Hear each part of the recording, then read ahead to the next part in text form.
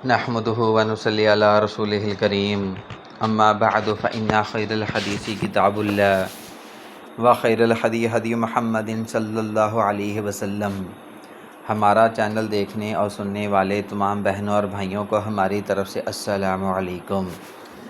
جو بھائی ہمارے چینل پر نئے آنے والے ہیں، تمام بہنوں اور بھائیوں سے گزارش کی جاتی ہے کہ ہماری حوصلہ افزائی کے لیے ہمارے چینل کو سبسکرائب لازمی کر لیں تاکہ آنے والی ہر نئی ویڈیو آپ تک پہنچتی رہے، اور اس کے بعد ویڈیو کو شروع سے لے کر آخر تک لازمی دیکھیں۔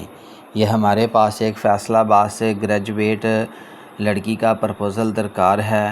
خاتون جو ہیں وہ پرائیویٹ اسکول میں پرنسپل ہیں، عمر 30 سال ہے، باقی ان کی نیچے جو بھی ڈیٹیل ہے وہ لکھی ہوئی ہے۔ یہ جو نمبر ساتھ میں لگایا گیا ہے یہ میرج سینٹر کا نمبر ہے، ساتھ میں لکھ دیا گیا ہے کہ میرج سینٹر نمبر۔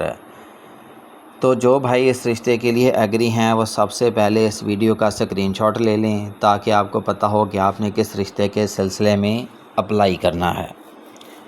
اس کے بعد آپ نے واٹس ایپ نمبر پر سب سے پہلے جب رابطہ کرنا ہے تو سلام دعا کرنا ہے، السلام علیکم کہیں۔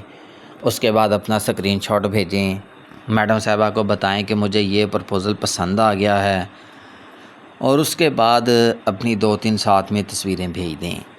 اور سب سے آخر میں ہر ویڈیو میں کہا جاتا ہے کہ یہ میرج سینٹر کا نمبر ہے، اور اس کے بعد ہر ویڈیو میں کہا جاتا ہے کہ رشتہ کروانے کی فیس ایڈوانس میں ہے۔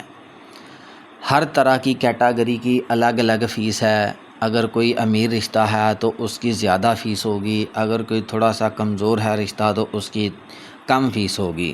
تو اس بات کو تمام بھائی مد نظر رکھتے ہوئے رابطہ کیا کریں، اور خاص کر واٹس ایپ پر آ کر میڈم صاحبہ کے ساتھ اوٹ پٹانگ باتیں نہ کیا کریں کہ مجھے یقین نہیں ہے، یقین کی خاطر رشتہ کروا دیں۔ کوئی کچھ کہتا ہے، کوئی کچھ کہتا ہے، تو بھائی ہم نے یقین کی خاطر بہت رشتے کروائے، کوئی 100 کے قریب رشتہ ہوگا جو ہم نے یقین کے لیے ہم نے رشتہ کروا دیا، لیکن کسی بندے نے بھی فیس نہیں دی۔